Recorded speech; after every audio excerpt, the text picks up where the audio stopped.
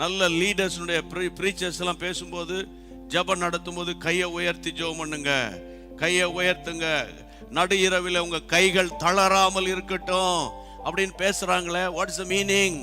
இந்த கைகளை உயர்த்தினாலே சாத்தான் டென்ஷன் ஆயிடுவான். புரியுதா? இது தெரியாம தான் நிறைய விசுவாசிகள் ஜெபம் பண்ண ஆரம்பிச்சோன்னா அப்படியே என்னை பாருங்களேன், நான் இப்படி இருக்கிறத பாருங்களேன், அப்படியே இருப்பான். ஆனா மற்ற நேரங்களை எப்படி நிற்பாங்கன்னு நினைக்கிறீங்க? ஆண்டவர் சொல்றார், கையை உயர்த்துனா கமிட்டி மெம்பராக இருக்கலாம், செக்ரட்டரியா இருக்கலாம், ட்ரெஷரா இருக்கலாம், அசிஸ்டன்ட் பாஸ்டரா இருக்கலாம், ரெவரண்டா இருக்கலாம், டாக்டரா இருக்கலாம், பிஷப்பா இருக்கலாம், இவாஞ்சலிஸ்டா இருக்கலாம். எல்லாரும் கரங்களை உயர்த்தி ஜெபிக்க நம்ம பழகணும். கைகளை உயர்த்தும் போது பரலோக ராஜ்யத்தோடு கனெக்ட் பண்ணுகிறோம் நமக்கு தெரியும். அப்போ நீங்க உங்களை திடப்படுத்தி கொள்ளணும்னா, ஒன்று, நம்முடைய ஜெப ஜீவியத்தை மறுபடியும் கட்டி எழுப்ப வேண்டும். பார்த்தா இது எப்படி பாக்குறேன்னா, அன்னைக்கு கோலியாத்து யுத்தம் பண்ண ஜெயிக்கிறதுக்கு தலசீராவும் மார்க் அவசத்தையும் அதை இதையும் மாட்டிக்கிட்டு எல்லாம் வந்து நின்றுட்டாங்க. நம்ம ஸ்டைல்ல சொல்லணும், ஆமென் ஹல்லேலூயா பிரைஸ் காட், எல்லாம் வாங்க போலாம், ஆமென் கர்த்தர் நடத்துவார், ஹல்லேலூயா.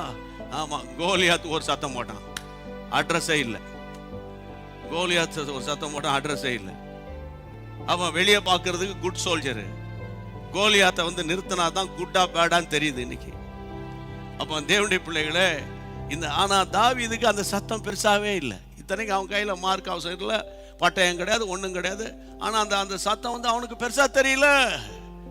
அவன் ஏற்கனவே நல்ல போர் சேவகனாக வனாந்தரத்தில் ட்ரெயின் பண்ணப்பட்டுட்டாரு.